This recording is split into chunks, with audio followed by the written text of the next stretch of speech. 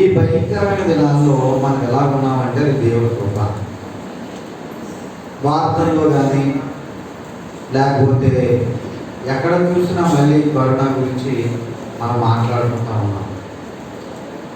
అలాగే నేను శంకవరం వెళ్ళినా, గౌరవపేట వెళ్ళినా పరిస్థితులు ఏం బాగోలేదండి భాస్కర్ గారు. కాబట్టి మనం చాలా జాగ్రత్తగా ఉండాలి అని చెప్తా ఉన్నాం. ఎన్ని జాగ్రత్తలు చెప్పినా, ఎన్ని జాగ్రత్తలు కలిగి ఉన్నప్పుడు కూడా ప్రమాదం అనేది ఏ సమయంలో వస్తుందో, ఏ సందర్భంలో వస్తుందో మనకి తెలియదు. దేవుని స్తోత్రం కలుగునుగాక. హల్లెలూయా, హల్లెలూయా. కాబట్టి ఈ దినాన ప్రభువారు ప్రేమించి ఈ గొప్ప సదావకాశాన్ని ఈ కృతజ్ఞత కూడికలో లేకపోతే దైవజనులు గృహంలో లేకపోతే దేవుని సన్నిధిలో ఉండే గొప్ప అదృష్టాన్ని మనకి ఇచ్చాడు. దేవుని స్తోత్రం కలుగునుగాక. హల్లెలూయా, హల్లెలూయా.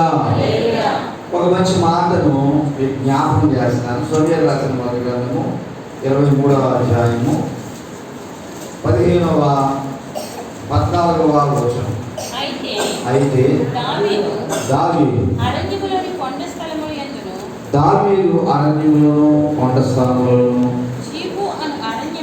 జీపు అను అరణ్యములో ఒక పర్వతమందును నివాసము చేయుచుండెను. సౌలు అనుదినము అతన్ని వెతికినను, దేవుడు సౌలు చేతికి అతన్ని అప్పగించలేదు. తన ప్రాణం తీయుటకై సౌలు బయలుదేరినని తెలుసుకుని దావీదు జీపు అరణ్యంలో ఒక వనమును దిగెను. అప్పుడు సౌలు కుమారుడైన యోనాతాను లేచి వనములో నుండి దావీదు వద్దకు వచ్చి, నా తండ్రి అయిన సౌలు నిన్ను పట్టుకొని జాలడు, నీవు భయపడవద్దు, నీవు ఇశ్రాయేలుకు రాజు అవుతువు, నీకు నేను సహకారం అవుతాను. నా తండ్రి అయిన సౌలుకు తెలిసి ఉన్నదని అతనితో చెప్పి దేవుని బట్టి అతన్ని బలపరిచాను. దేవుని స్తోత్రం కలుగునుగాక. 23వ అధ్యాయమే మనము ధ్యానం చేసుకుందాం. దేవుని స్తోత్రం కలుగునుగాక. హల్లెలూయా, హల్లెలూయా. ఇక్కడ దావీదును తరిమే వాళ్ళు ఎవరు అంటే దావీదు మామగారైన సౌలు మహారాజు. ఒక సందర్భాన్ని మీకు జ్ఞాపకం చేస్తాను. దావీదు చరిత్ర చాలాసార్లు మీరు వినే ఉంటారు. సౌలు యొక్క చరిత్ర కూడా చాలాసార్లు మీరు వినే ఉంటారు. అయితే విన్న మాటలే ప్రభువారు మరొకసారి మరలా చెప్తా ఉంటారు. కొన్ని సందర్భాల్లో నా వాక్యమే కదా అనిపిస్తుంది. అయితే కొన్ని సందర్భాల్లో ఈ వాక్యం నా కోసమే కదా వచ్చింది అని అనిపించినప్పుడు మనం దీవించబడతాం. దేవుని స్తోత్రం కలుగునుగాక. ఒక ఆమె నాతో అంటుంది, ఈ పాస్టర్ గారి వాక్యం బాగా చెప్పడానికి అంటారు. బాగా చెప్పడానికి బాగా చెప్పకపోవడానికి ఏమైనా నవలా, లేకపోతే కథ పుస్తకమా, లేకపోతే వేరే బయట చరిత్ర కాదు. దేవుడు రాసిన మాటలను దైవజనులు నిలబడి చెప్తూ ఉన్నప్పుడు అది దేవుడు పలికించిన మాటలే కానీ దైవజనుడు రాసిన పుస్తకం మాత్రము కాదు. అయితే ఆమె అన్న మాటలకు నాకు ఒక ఆలోచన వచ్చింది. నిజమే, ఉన్నట్టుగా బోధిస్తే దైవజనుడు ఈ వాక్యం నుంచి కొన్ని బాధ కలుగుతారు, బాగా చెప్పలేదు అని అంటారు.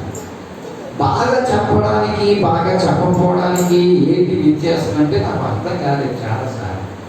బాగా చెప్పడం అంటే పర్లేదమ్మా, ఏం పర్లేదు, వచ్చా నువ్వు ఇష్టం వచ్చినట్టు ఉండు, లేక నీ ఇష్టం వచ్చినట్టు తిరుగు, చక్కగా ఉండు అని ప్రార్థనకు వచ్చిన పర్లేదమ్మా, రాకపోయినా పర్లేదు అన్నాడు అని బుజ్జగించి చక్కగా మీరు ఖాళీగా ఉన్నప్పుడే రండి, ఖాళీగా ఉన్నప్పుడే హాయిగా వచ్చేస్తుంది.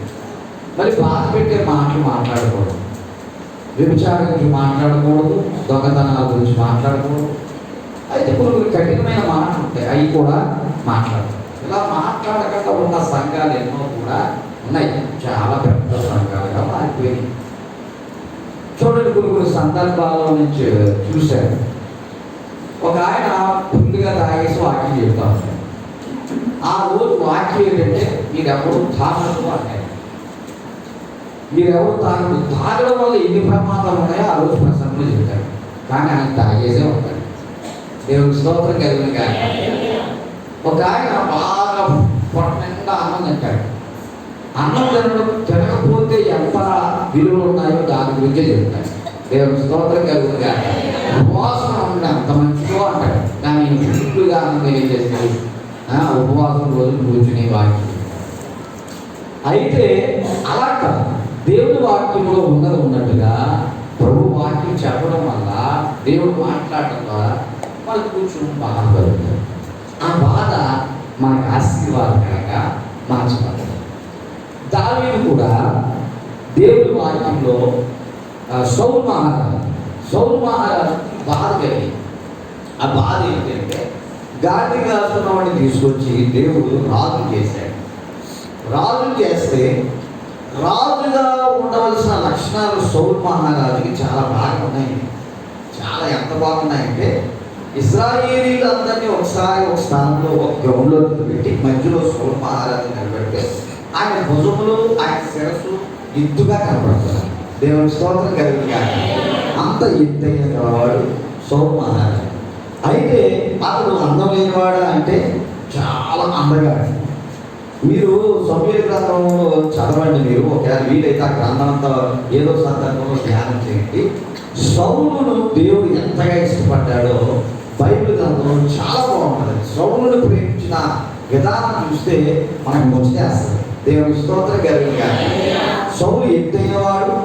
సౌలు స్త్రీలు చూసి ఇష్టపడే అంత అందగాడట సౌలు మహారాజు. దేవుని స్తోత్రం కలిగిన అయితే అతడు అన్ని విషయాల్లోనూ, భయభక్తుల విషయంలోనూ అన్నింటిలో కూడా వరుడు గొప్పవాడు. అయితే అతని జీవితంలో చిన్న పొరపాట్లు కనబడతా ఉంటాయి. అయితే సౌలు ఒక సందర్భంలో సమూయేలు అంటాడు, బాబు పలానా చోటు నువ్వు ఉంటే కనుక అక్కడ నేను వచ్చి బలి అర్పిస్తాను అని చెప్పినప్పుడు అక్కడికి సమూయేలు గారు ఆలస్యంగా రావడం. ఆ సందర్భంలో సౌలు ఏం చేస్తాడంటే తానే బలి అర్పించుతాడు. అయితే అర్పించడం ద్వారా దేవుడు మాట్లాడతాడు, సమూయేలు సౌలు బలి అర్పించేశాడు అని. అప్పుడు చాలా బాధ కలుగుతుంది. వెంటనే పరిగెట్టుకుంటా సమూయేలు వెళ్తాడు. అక్కడ సౌలుని గద్దిస్తాడు. అది ఎవరు చేయవలసిన పని? దైవజనుడు చేయవలసిన పని. ఎవరు చేశారు? సౌలు చేశారు. సౌలు ఏమన్నా దైవజనుడా? కాదు. కానీ అతడు దేవుని ఆత్మ కలిగిన వాడు, ప్రవచనాలు కూడా పనిచేయడు. కానీ అతను ఒక సామెత ఉంది, సౌలు ప్రవక్తలలో ఉన్నాడా అని ఒక సామెత.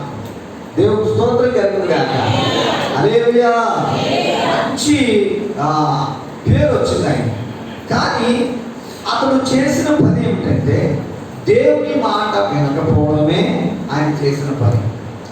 అయితే ఇంకో సందర్భంలో కూడా అమాలేకుడి దగ్గర కాకుండా, అయితే అక్కడ కూడా యుద్ధానికి వెళ్తే యుద్ధానికి పంపించినప్పుడు బాబు ఆ దేశంలో ఏమి ముట్టుకోవద్దు, ఏది తీసుకురావద్దు, సమస్తను నాశనం చేసేయండి, కాల్చేయండి అని చెప్పి శ్రేష్టమైన గొర్రెలను, మేకలను, ఎద్దులను, ఆవులను, అక్కడ శ్రేష్టమైన ఏవైతే కనిపించినాయి అన్ని తీసుకొచ్చి అక్కడ ఆ రాజును కూడా, దేశపు రాజును కూడా తీసుకురావడం అనేది జరిగితే అప్పుడు సమూయేలుతో మళ్ళీ చెప్తాడు దేవుడు, అది బాబు నా మాట లేదు, నువ్వు అర్జెంట్గా వెళ్ళాను. ఏ బాబు సౌలు అని చెప్తే ఏంటి నువ్వేం చేసావు అంటే, నేను ఆ దేవుని కొరకు ఇవన్నీ కూడా ఆ బలులు అర్పించడానికి. అప్పుడు సమూయేలు కొంచెం బాధ కలుగుతాయి. ఆ బాధ కలిగి ఏమంటే బలు అర్పించడం కంటే దేవుని మాట శ్రేష్టం కదా అని చెప్తాడు. అయితే అప్పుడు సమూయేలు మాట్లాడతాడు, నీవు బ్రతుకుండగానే నిన్ను ఈ దేశానికి రాజులో ఉండలేమన్నట, తనకి ఇష్టమైన దాసుని ఎన్నుకున్నాడు అని చెప్పి దావీదుని అని చెప్పలేదు, కానీ ఇంకొక వ్యక్తిని ఎన్నుకున్నాడు, నువ్వు రా, నువ్వు దేవుడికి ఇష్టంగా నడవట్లేదు అని చెప్పి సమూయేలుని అక్కడ బలియార్పణ అర్పించి అతను వెళ్ళిపోతాడు. సౌలు గురించి తాను బ్రతికినంత కాలం కూడా సమూయేలు ఏడ్చిన రోజు లేదు, కన్నీరును మార్పునే రోజు లేదు. రోజు కన్నీరు, రోజు ఏడుపే, రోజు చూడండి. ఒకసారి అతను ఎవరన్నా ఏడుపే కూడా అక్కడ బలియారు ఆ మాట అంటే రోజు అది తలంచుకుని ఏడుస్తూ ఏడుస్తూ ఏడుస్తూ పశ్చాత్తాపము లేకపోతే కన్నీరుతో ఏడుస్తూ ఉండేవాడు. అయితే నేను ఈ మాటలు ఎందుకు చెప్తా ఉన్నానంటే ఒక సందర్భాన్ని జ్ఞాపకం చేయాలి. ఈ సౌలు చేసే పొరపాటు వాళ్ళ మనసులో తెచ్చుకోకుండా దావీదు ఆ దినాలలో బాలుడుగా ఉన్నప్పుడు దేవుడు ఏర్పాటు చేసుకుని సౌలుకి తెలియకుండా దావీదుని ఏర్పాటు చేస్తాడు, అభిషేకం చేస్తాడు. తన అన్నదమ్ములందరినీ పక్కన పెట్టి దావీదు గొర్రెలు కాల్చుకున్న వ్యక్తిని తీసుకొచ్చి సమూయేలు అతన్ని అభిషేకం చేయడం జరుగుతుంది. అయితే దేవుని ఆత్మ సౌలులోంచి వెళ్ళిపోయిన తర్వాత దురాత్మ పట్టేస్తుంది సౌలుకి. సౌలుకి ఎప్పుడైతే దురాత్మ పట్టుకుందో ఆ దురాత్మ పోవాలంటే ఏం చేయాలి? ఆ దైవజనులను తీసుకురావాలి, లేకపోతే ఆ ప్రార్థన చేయాలి. కానీ అక్కడ దయ్యం పోవాలంటే ఏం చేయాలి అని ఆలోచన చేసుకున్నప్పుడు వారికి ఎవరు కనపడతారంటే యెష్షయి కుమారుడు దావీదు ఇతడు పాటలు పాడడం ద్వారా, ఆరాధన చేయడం ద్వారా, ప్రార్థన చేయడం ద్వారా ఇతరులో ఉన్న దురాత్మ పోతాది అని కనుగొని దావీదుని తీసుకెళ్ళి సౌలు దగ్గరికి తీసుకువెళ్ళి సౌలు దగ్గర ఆరాధన చేయడం ప్రారంభిస్తారు. పాటలు పాడడం ద్వారా, ఆరాధన చేయడం ద్వారా ఆ దురాత్మ వెళ్ళిపోతా ఉండేది, మరి కుదురు పడతా ఉండేవాడు. కానీ అక్కడ సౌలు దావీదుని ఇష్టపడి తన ఇంటిలో ఒక వ్యక్తిగా ఎన్నుకుంటాడు. ఎన్నుకున్న తర్వాత ఆ తర్వాత సందర్భంలోనే గొలియాతును చంపడం జరుగుతుంది. అక్కడి నుంచి ఇంకా సౌలు కుటుంబానికి సైనికుడుగా దావీదు మారిపోతాడు. మారిపోయిన తర్వాత ప్రతి సందర్భంలోనూ దావీదుకి మంచి పేరు కలుగుతా ఉంటుంది. ఇశ్రాయేలీల్లో చాలా మంది రాజు గురించి మాట్లాడుకోవడం మానేశారు, దావీదు గురించే మాట్లాడుకోవడం ప్రారంభించారు. ఆ సందర్భంలో దావీదు ఒక పాట కూడా రాశారండి. ఇశ్రాయేలు ప్రజలందరూ కూడా సౌలుకి వేల కొలిదిని, దావీదుకి 10,000 కొలిదిని, సౌలు వేల కొలిదిని, దావీదుకి 10,000 కొలిదిని అని ఒక పాట కూడా రాశారు. ఈ పాట విన్నాడండి ఎవరు? సౌలు విన్నాడు. అబ్బా పాట బాగుంది, కానీ అప్పుడు అర్థం చేసుకోలేకపోయాడు ఆ పాటని. సౌలుకి వేల కొలిది అంటే వేలు అంటే 8,000 తెలియదు, దావీదుకి 10,000 మాత్రమే అని ఆ పాట సౌలు అపార్థం చేసుకుని దావీదును చంపడానికి ప్రయత్నం చేశాడు. ఎన్ని రకాలుగా ప్రయత్నం చేశాడంటే చాలా సందర్భాలు దురాత్మ పట్టుకున్నప్పుడు ఒకసారి చంపడానికి చూశాడు. అలాగే తన కూతుర్ని మేకాలు ఇచ్చి పెళ్లి చేసి చంపడానికి ఒకసారి ప్రయత్నం చేశాడు. మేకాల ద్వారా బయటపడి అతడు ఎడాగలట లేకపోతే కొండలట పారిపోతూ ఉన్నప్పుడు తన 3,000 మందిని సైన్యాన్ని తీసుకెళ్లి చంపడానికి ప్రయత్నం చేస్తూ ఉన్నాడు. దావీదు కూడా ఏమవుతుందంటే ప్రాణమై లేకపోతే శత్రు సాతాను దావీదును ఎలాగైనా చంపుదాం, దావీదును లేకుండా చేద్దాం, దావీదును బ్రతికినకూడదు. సౌలు దావీదును చంపుదామని కంకణం కట్టుకున్నాడట. దేవుని స్తోత్రం కలిగిన ఈ సందర్భం బైబిల్లో చూస్తే చాలా ఆశ్చర్యంగా ఉంది. సౌలు తన కుమార్తె నుంచి కూడా దావీదును చంపాలి, వాడిని బ్రతకకూడదు, ఎలాగైనా చంపేయాలి. కానీ సౌలు ఇంటిలోనే యోనాతాను ఉన్నాడు, ప్రాణమిత్రుడు ఉన్నాడు. దావీదును చంపుతున్నానన్న సంగతి యోనాతాను విని దావీదుకి చెప్పేస్తానన్న సంగతి సౌలు తెలుసుకుని తన కుమారుడైన యోనాతాను కూడా నేను దావీదును చంపడానికి వెళ్తున్నాను అని చెప్పడం మానేశాడు. అంటే ఎంత కక్ష కట్టాడు అంటే దావీదును చంపాలి, వాడు ఉండలేకూడదు, తర్వాత రాజు వాడే అయిపోతాడు, అతనే అయిపోతాడు, కాబట్టి తను బ్రతకకూడదని దావీదును చంపడానికి ఎన్నోసార్లు ప్రయత్నం చేస్తారు. కొన్ని సందర్భాల్లో దావీదు చేతికే సౌలును అప్పగిస్తాడు. దేవునికి స్తోత్రం కలుగుగాక. రెండు సందర్భాల్లో దావీదు చేతికే ఒకసారి ఏం జరుగుతుందంటే సౌలును తన 3000 మంది సైన్యము కలిపి ఒక చోటు ఉంటే ఆ ఎక్కడున్నారో ఏంటో అని వెతికి అక్కడికి వెళ్ళి తన వస్త్రపు చెంగును కోసి, సౌలు మహారాజా నేనేం తప్పు చేశానండి, మమ్మల్ని ఎందుకు ఇలా తోలుతున్నారు, నేనేం పాపం చేశాను, నీకు వ్యతిరేకంగా నేను ఎప్పుడైనా నడిచానని చెప్పి ఆయనతో మాట్లాడినప్పుడు పశ్చాత్తాపడి వెళ్ళిపోతాడు సౌలు. నాయనా దావీదు నేను చంపను, నేను వెళ్ళిపోతాను. రెండోసారి కూడా మళ్ళీ పలానా చోట దావీదు ఉన్నాడు అని చెప్పినప్పుడు వెంటనే అక్కడ బలి 3000 మందిని తీసుకుని బయలుదేరితే అక్కడ ఒక ఈటెను, రెండవదిగా నీలముట్టిని పట్టుకుని వచ్చి అబ్నేరుతో మాట్లాడతాడు. అబ్నేరు, నీ రాజైన సౌలును కాపలా కాయకుండా నిద్రపోతా ఉన్నావా? కాబట్టి ఏ శత్రువైనా వచ్చి సౌలును చంపడానికి అవకాశం ఉందే, నువ్వు ఎందుకు ఇలా చేస్తావు అని చెప్పి కేకలు వేస్తే అబ్నేరు లెగుస్తాడు. అబ్నేరు లేచి సౌలును నెగొట్టి వారందరూ 3000 సైన్యాన్ని నెగ్గొట్టినప్పుడు ఆ మాటలు, దావీదు పలికిన మాటలు మళ్ళీ పశ్చాత్తాపం ఏర్పడతాయి దావీదుకి. సౌలు మహారాజు దేవుడు స్తోత్రం కలుగునుగాక. అతను మళ్ళీ వెళ్ళిపోతాడు. కానీ ఇక్కడ దేవుని వాక్యంలో ఒక సందర్భం మనం చదువుకున్నాం కదండి. చూడండి ఆ సందర్భాన్ని. అయితే దావీదు అరణ్యములో కొండ స్థలముల యందును జీపు అను అరణ్యమున పర్వతమందును నివాసము చేయుచుండెను. చాలు. ఇక్కడ ఈ అరణ్యంలో దావీదు ఉన్నాడన్న సంగతి యోనాతాను గ్రహించి అక్కడ ఓదార్చడానికి, బలపరచడానికి అక్కడికి వెళ్ళాడు. అక్కడికి వెళ్ళిన తర్వాత యోనాతాను చాలా బలపరిచి, నీకు రాజు అవుతావు దావీదు, మేము భయపడదు, కాబట్టి నువ్వు ధైర్యంగా ఉండని చెప్పి బలపరుస్తాడు. కానీ యోనాతాను వచ్చినట్లుగా సౌలుకి తెలుస్తుంది. అయితే ఇక్కడ గొప్ప ఆశ్చర్యం ఏంటంటే, ఇక్కడ అరణ్య ప్రాంతంలో ఉన్నాడు, 3000 మందిని సైన్యాన్ని తీసుకువెళ్ళాడు.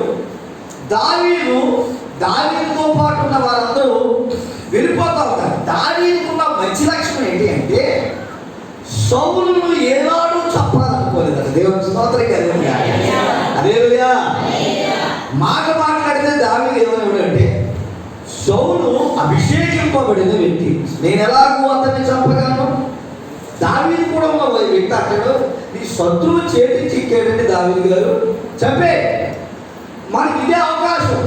2 సందర్భాల్లో దేవుడు సౌలును దావీదు చేతికి అప్పగించాడు. చెప్పలేదండి. మాట్లాడితే ఏమన్నాడు, అభిషేకింపబడిన వ్యక్తి. అభిషేకింపబడితే ఏమన్నా దైవజనుడా? కాదుగా.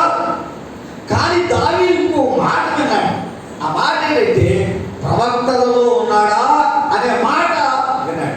అభిషేకింపబడ్డాడు, ప్రవక్తలలో ఉన్నాడా అనే మాట విన్నాడు.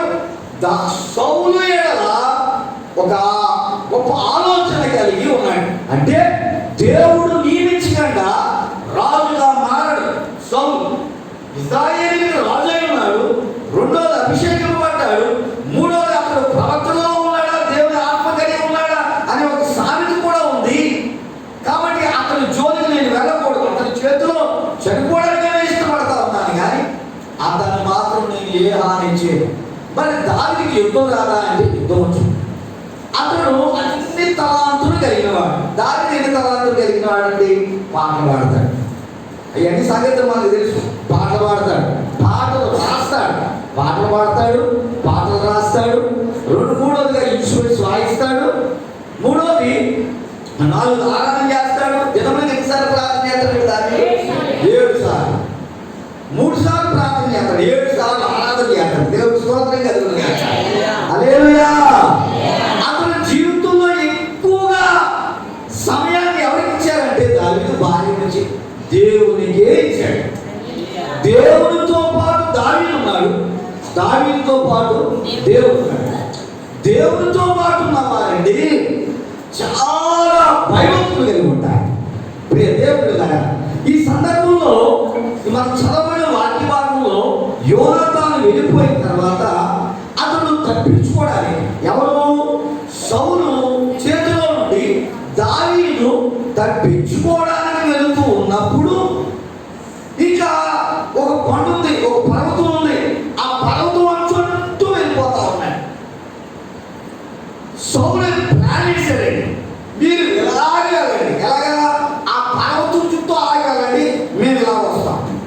దావీదు ఎక్కడున్నాడంటే ఈ స్థలంలో నిలబడ్డాడండి. ఈ స్థలంలో ఇదే దావీదు అనుకున్నాం. ఈ స్థలంలో నిలబడ్డాడు. పర్వతం దగ్గర ఉన్నాడు. ఈ పర్వతం దగ్గర సౌలు వచ్చేసాడు. 3000 మంది వచ్చారు. 3000 మంది ఇలాగా పోతా ఉన్నారు, ఇలా వస్తూ ఉన్నారు. సో దావీదు ఇలా పారిపోతా ఉన్నాడు, కొండవారి నుంచి పారిపోతా ఉన్నాడు. ఇక తప్పించుకునే అవకాశం లేదు. దావీదుకి తప్పించుకునే అవకాశం 199% లేదు. ఇంకా సేపులో చంపేస్తాడు అన్నమాట. దావీదు సౌలు చేతిలో చచ్చిపోయే సమయం వచ్చేసింది, హతుడైపోయే సమయం వచ్చేసింది. ఏం చేయాలో తెలియని పరిస్థితి. ప్రియ దేవుని పిల్లారా, ఈ మాటలు మీరు వింటా ఉన్నారు కదా. కొన్ని సందర్భాల్లో చూడండి, మనకు ఆపదలు ఎలా వస్తాయంటే తప్పించుకోలేనంత శ్రమ కలుగుతుంది. దేవునికి స్తోత్రం కలుగుతుంది. శ్రమలు మనం చుట్టుకుని ఉంటాయి. దావీదు అంటాడు ఒక సందర్భంలో, శ్రమలు నన్ను చుట్టుకుని ఉన్నవి అంటాడు. దేవునికి స్తోత్రం కలుగుతుంది. హల్లెలూయా, హల్లెలూయా. దావీదు చుట్టూ సైనికులు ఉన్నారు, సౌలు ఉన్నారు. తప్పించుకునే అవకాశం ఎంత మాత్రం కూడా లేదు. దేవునికి స్తోత్రం కలుగుతుంది. హల్లెలూయా, హల్లెలూయా. చూడండి, ఇక్కడ ఒక వాక్య భాగం కనబడుతుంది. 23వ అధ్యాయము 24వ వచనంలో, అంతటా వారు లేచి సౌలు కంటే ముందుగా జీపునకు తిరిగి దావీదు అతనిని జనులను చదవండి. యోషీమోనుకు దక్షిణ వైపునున్న మైదానములోని అరణ్యములో ఉండగా సౌలును అతని జనులను తన్ను వెతుకుటకై బయలుదేరిన మాట దావీదు విని కొండ శిఖరముకు దిగి మాయోను అరణ్యమందు నివాసము చేసెను. తర్వాత సౌలు అది విని మాయోను అరణ్యములో దావీదు తరమపోయెను. అయితే సౌలు పర్వతము ఈ తట్టునను దావీదు అతని జనులను పర్వతము ఆ తట్టును పోవుచుండగా దావీదు సౌలు దగ్గర నుండి తప్పించుకుని పోవాలని త్వరపడుచుండెను. సౌలును అతని జనులను దావీదును అతని జనులను పట్టుకొని వలనని వారిని చుట్టుకుని చూడండి. మీరు వాటి నెమ్మదిగా చదివి చాలా ఇంట్రెస్ట్ గా ఆ పిక్చర్లో వెళ్ళిపోవాలి. దేవుని స్తోత్రం కలుగును గాక. దావీదు దగ్గరికి సౌలు త్వరపడతా ఉన్నాడు. దావీదు ఏమైనా చేతకానివాడా చెప్పండి? దావీదు ఏమైనా చేతకానివాడా? సౌలు ఎంతవే గొలియాతునే కొట్టున్నాడు, సౌలు ఎంతండి? దేవుని స్తోత్రం కలుగును గాక. హల్లెలూయా, హల్లెలూయా. ఈ మధ్యకాలంలో ఒక అతడు రచ్చబండి వెళ్ళండి. టీవీలో ఇక్కడ పాస్గా చెప్పగా నేను విన్నాను. రచ్చబండికి వెళ్ళాడు. రచ్చబండి అంటే అక్కడికి ఈ మధ్యన టీవీ కార్యక్రమాల్లో భార్య భర్తలు గొడవలు వస్తున్నాయి కదా. వస్తున్నాయి లేదమ్మా? ఇంట్లో గొడవలు అంటే ఇదిలో గొడవలు ఎక్కువైపోయి మనకి. దేవుని స్తోత్రం కలుగును గాక. టీవీలో కూడా గొడవలే. మరి గొడవలకు మరి పెద్ద చర్చు, పెద్ద టేబుల్ వేసి టీలు ఇచ్చి అలాగన్నారు కదండి, ఇలాగన్నారు. అయితే ఒక ఆయన ఏమయ్యా ఎందుకు కాపం చేయమంటే అలాగంటే ఎందుకు కాపం చేయాలని అడిగింది ఆమె. ఆ పెద్ద అడిగితే ఆయన అన్నాడు, రోజు మా ఎవరు తాగేసి వచ్చి కొట్టేస్తున్నానండి. దేవుడు స్తోత్రం కలుగును గాక. ఏంటి పట్టగల పట్టాలి భార్య కొట్టడం ఏంటి? నిజమేంటి? పెళ్ళి కొట్టాలని తాగేస్తుందండి, చిన్న కొట్టేస్తుందండి. ఆ కొట్టిన తప్పకి ఇలాగ అయిపోడు, ఆవిడ దేవుడు స్తోత్రం కలుగును గాక. భార్య చేతిలో తప్పించుకోవడానికి అవకాశం లేక ఆ మాటలు ఎవరు నమ్మక ఆఖరి టీవీ ఉండదు కన్నా పోతే బతికిస్తాడేమో అడిగితే ఆవిడ కూడా నమ్ముతుంది. దేవుడు స్తోత్రం కలుగును గాక. తప్పించుకునే అవకాశం ఉంటుందండి. తప్పించుకోవాలంటే ప్రభువుని నమ్మాలి, ప్రార్థన చేయాలి. అంటే ఒక సందర్భంలో అంటాడు, మీ ప్రార్థనలకు భార్యలను మీ భార్య ఒక సందర్భం జ్ఞాపకం, ఆ మాట జ్ఞాపకం అమ్మా. పేతురు రాసిన పత్రిక అనుకుంటా, చూడండి ఒకసారి. ఆ మాట నాకు ఎక్కువ జ్ఞాపకం వచ్చిందండి. చదవమ్మా, చదువు. మీ ప్రార్థనలకు అభ్యంతరము కలగకుండునట్టు జ్ఞానం చొప్పున ఎవరితో కాపం చేయాలి అమ్మా? మళ్ళీ చెప్పండి ఆ మాట. ఎవరితో కాపం చేయాలట అమ్మా? ఆ మాట చదువు మళ్ళీ. మీ ప్రార్థనలకు అభ్యంతరము కలగకుండునట్లు జ్ఞానం చొప్పున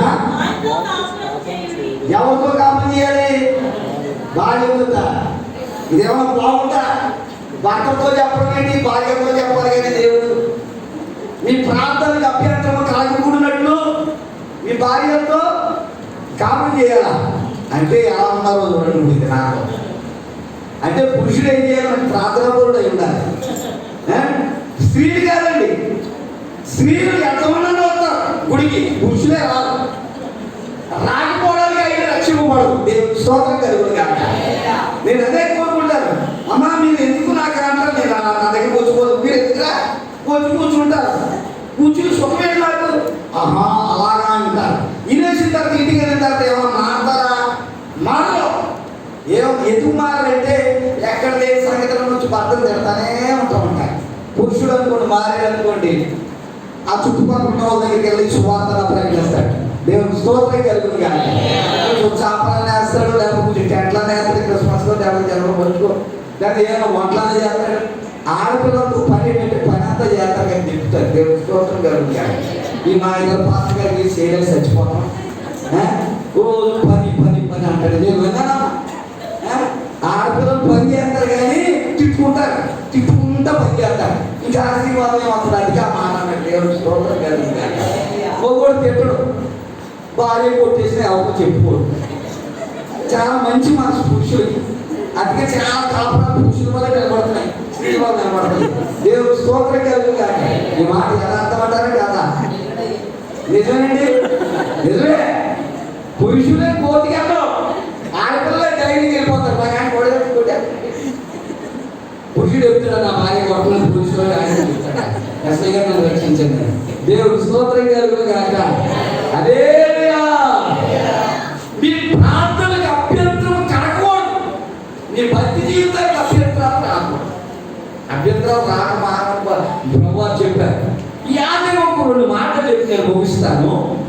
చూడండి దావీదు, ఆ సందర్భం చూడండి. దావీదు వేగరమై పారిపోతా ఉన్నాయి. సౌలు సైన్యం తరుగుతా ఉన్నారు. సైన్యం తరుగుతా ఉన్నారు.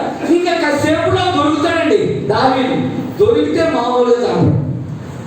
సౌలుకి ఎంత కక్ష ఉందంటే దావీదు మీద, తనకి పేరు లేదు, ప్రఖ్యాతి లేదు. సౌలుకి ఏమీ లేవు. భక్తి పోయింది, బైబిల్ లేదు, దేశంలో పేరు లేదు, ప్రతిష్ట లేదు. దగ్గర పనులు చేస్తామని దేవుడి మాట ఆశలే ఆలోచించలేదు. ఇప్పుడు ఈ దావీదు చెప్పంటే పేరు ప్రఖ్యాత కలిగి నా బిడ్డలు కూడా రాజు అవుతారు అనే గొప్ప ఆలోచన కలిగి దావీదును చంపడానికని బయలుదేరుతా ఉన్నాడు. దేవుడు స్తోత్రం కలుగును గాక. అది చూడండి అక్కడ వచ్చిన ఇట్లుండగా దూత ఒకడు సౌలునొద్దకు వచ్చి నీవు త్వరగా రమ్ము, ఫిలిష్తీయులు దండెత్తి వచ్చి దేశంలో చొరబడుచున్నారని చెప్పగా సౌలు దావీదును తరుముట మాని వెనుకకు తిరిగి ఫిలిష్తీయులను ఎదుర్కొనబోయెను. కాబట్టి సెలహాము అనే పోతు అని ఆ స్థలమునకు పేరు పెట్టబడెను. ఆ స్థలమునకు పేరు అర్థమేకమ్మ కింద పుట్టినట్టుగా ఉంది. భయం విముక్తి శిల. దేవుడు స్తోత్రం కలుగును గాక. హల్లెలూయా. దావీదును చంపడానికి సౌలు సైన్యము చుట్టుముట్టారు. ఇక కాసేపులో చెప్పేస్తాడు. ఈ లోపు వచ్చిన కోపం వచ్చింది సౌలు మహారాజు. సౌలు మహారాజా, మన దేశంలోకి ఫిలిష్తీయులు అనే శత్రువులు వచ్చేసారు, వాళ్ళు ఎదుర్కోవడానికి ఎవరు లేరు, అక్కడ ఉన్న జనం చచ్చిపోతారు, మీరు వెంటనే బయలుదేరారు. వెంటనే సౌలు ఏం చేశాడు, దావీదు తరవడం మానేసి వెనక్కి వెళ్ళిపోయాడు. దేవుని స్తోత్రం కలుగును. బా, ఎంత బాగుందండి. జస్ట్ ఒక్క 2-3 నిమిషాల్లో కొబ్బరి వచ్చిందంటే దావీదు అక్కడే ఉన్నాడు, సౌలు ఇక్కడే ఉన్నాడు. సైన్యం అంతా కాసేశారు, చుట్టూరు కాసేశారు, తప్పించుకునే అవకాశం లేదు. చాలా సందర్భాల్లో మనకి దూతలు ఉన్నారు చూసారా, దేవుని దగ్గర దూతలు మన చుట్టూరు ఉన్నారన్న సంగతి మనం మర్చిపోతూ ఉంటాం. అది ఎవరికైనా జ్ఞాపకం అవుతుందా?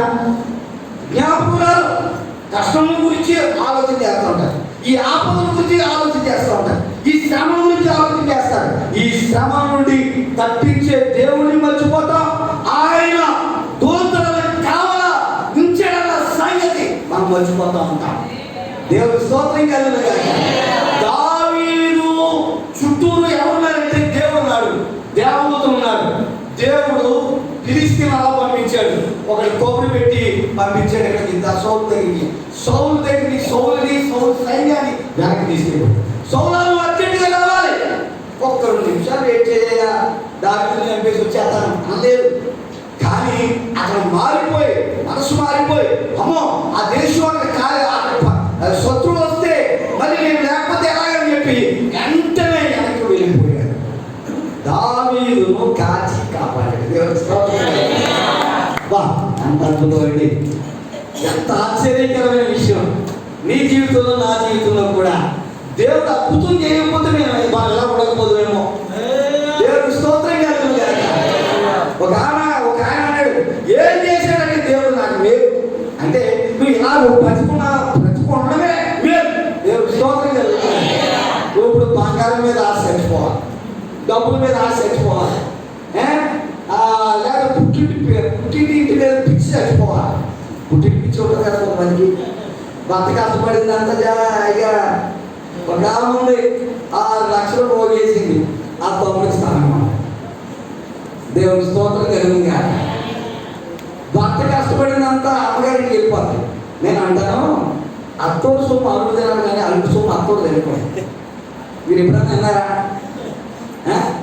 మళ్ళీ ప్రేమ అయిపోయి ఏమంటారంటే, అమ్మగారికి చెప్తారు, మా ఆయన మంచోడు కాదు, ఆయన అనుకుంటాడు వేసుకోవడం కొందాం, పండుగ అవుతుంది, క్రిస్మస్ అవుతుంది, కారు కొందాం, మొదలు చేద్దాం, లేకపోతే ఏదో మంచి వస్తువు కొందాం అనుకుంటుంటాడు మామగారు. ఈ లోపల నాకేదో ఒక కొత్తదని చెప్పి కూతురు వెళ్ళి పండగ పేరు చెప్పి భర్త మీద సాడీలు అన్నీ చెప్తారు. చెప్తే ఎంత దుర్మార్గం, నేను ఎందుకు కొనాలని చెప్పి మొత్తాన్ని పొందమానంటారు. అంటే ఎవరు నష్టపోయారు? అప్పుడే నష్టపోయింది. ఎవరు నష్టపోయారు? కూతురు ప్రేమ కలిగి తల్లిదండ్రులు కనబడిపోయి ఎక్కడ ప్రేమ అయిపోయి ఎవరి సాడీ చెప్తారు. చాలా వల్ల నేను గమనించానండి. సాడీలు భర్త మీదను, భర్త తల్లిదండ్రుల మీదే సాడీ. టీ ఇస్తాను కానీ నన్ను తిడతాను మా అత్తగారు. తిడతా పెట్టాలి, అధికారం ఉంది. అయితే ఈయన అనుకుంటాడు, మా అమ్మని బాగా చదువుతుంది కాబట్టి కారు కొను అనుకుంటాడు. ఆ బాగా ఇల్లు కూడా తిరుగుతుంది కదా, ఆ సంగతి మర్చిపోతుంది. బాగా దేవుని స్తోత్రం కలుగును గాక. హల్లెలూయా. ఆపదలనేవి, శ్రమలనేవి మన దగ్గర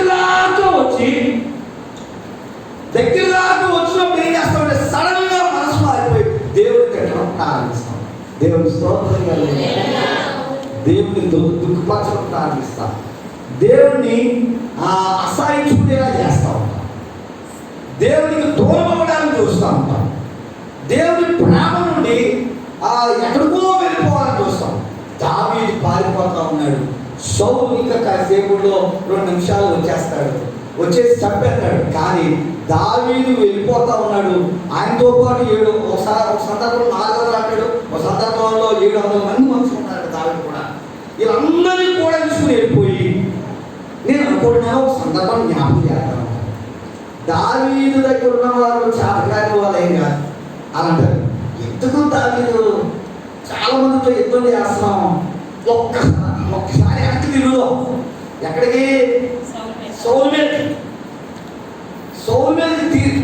తిరుగుదాం. ఒక్కసారి ఎక్కువ చేద్దాం. సత్తా కలిగిన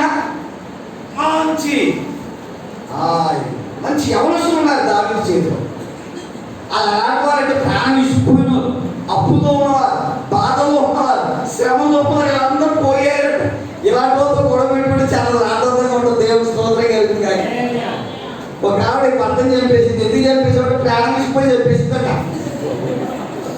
ఎందుకు చెప్పేసింది అంటే మాట్లాడితే ఏదో వంకేళ్ళతో ప్రాణం ఇసుకుపోయి చెప్పేసిందట. అలాంటి ఏదో చేస్తాడు. అలాంటి వాళ్ళు ఉన్నారు దాని దగ్గర. ప్రాణం ఇసుకుపోయి అప్పుల్లో ఉండగా అప్పులు చేసేసి పారిపోయి వచ్చేసారట. అదే ఇంట్లో సమస్యలు తట్టుకోలేక దాని దగ్గరికి వచ్చారట. ఇలా పోగి మొత్తం అందరూ పోయారంటే 400 మంది పోయారు. వాళ్ళ దగ్గర మళ్ళీ నగ్గేలా తిరిగితే 700 మంది అంట. అంటే ఈ జాబితాలో ఇంకో 400 మంది వచ్చారనమాట. ఇప్పుడే కొత్తగా గుడి కొత్తనా వీళ్ళందరూ ఇలాంటి వాళ్ళందరూ దేవుడు స్తోత్రం అంటే ఎవరు అప్పులు చేసేసి ఆస్తులను వేసుకుని ఇప్పుడు సాక్షి ఏం చెప్తారు? నా అప్పులన్నింటిలోంచి దేవుడే కాపాడాడు. మరి కాపాడా? భర్త నుంచి నన్ను కాపాడాడు, నా పిల్లల నుంచి నన్ను కాపాడాడు, నా దేవుడు నన్ను నిలుతాడు. ఎక్కడికి వచ్చాం మనం? ఎక్కడికి వచ్చాం? సర్వోన్నతుడైన దేవుని దగ్గరికి వచ్చాం. దేవుని స్తోత్రం. అందరూ దావీదు దగ్గరికి చేరారు. నేను అనుకుంటున్నాను దావీదు దగ్గరికి చేరడానికి కారణం ఏంటంటే, నేను అనుకోను వీళ్ళందరూ ఎందుకు చేరారా అని నేను అధ్యయనం చదివినప్పుడు ఆలోచన చేశాను. ఈ అప్పుడు ఇతనికే సరిగ్గా స్థానం లేదు. దావీదుకే ఎప్పుడు చచ్చిపోతాను రా బాబు అని అడిగినట్టు పారిపోతాం. అడిగినట్టు పారిపోయి ఉండడానికి ఈ సమూహం అంతా, ఈ చెత్త సమూహం అంతా ఎందుకు అసలు ఒకసారి ఆలోచన చేయండి. అంటే దావీదు దగ్గరికి ఎందుకు చేరారు అంటే మనశ్శాంతి కోసం చేరారు. దేవుని స్తోత్రం. హల్లెలూయా. దావీదును దైవజనుడిగా పిలుస్తారు. ఎందుకు పిలుస్తారంటే దావీదును దేవుడు దైవజనుడిగా ఏర్పాటు చేశారు. కానీ దైవజనుడు కాదు. దేవుని సన్నిధిలో దైవజనుడికి ఉండవలసిన లక్షణాలన్నీ దావీదుకు ఉన్నాయి. దేవుడు స్తోత్రం కలుగుతుంది. హల్లెలూయా. వాళ్ళు అనుకున్నారు దావీదు దగ్గరికి పోతే సౌలగారు తెరవైనడు కాదు. దావీదు దగ్గరికి పోతే ఈ అప్పుల బాధ పోతారు, ఈ శ్రమల బాధ పోతుంది, ఈ మనశ్శాంతి అంతా కూడా పోయి ఆనందం కలుగుతుంది. దావీదు దగ్గర ఉండడమే మంచిది అని చెప్పి వీళ్ళందరూ పోయారు. ఇప్పుడు దావీదుతో ఉంటే ప్రార్థన ఉంటుంది, దావీదుతో పాటు ఉంటే ఆరాధన ఉంటుంది, దావీదుతో పాటు ఉంటే కొత్త పాటలు నేర్చుకోవచ్చు.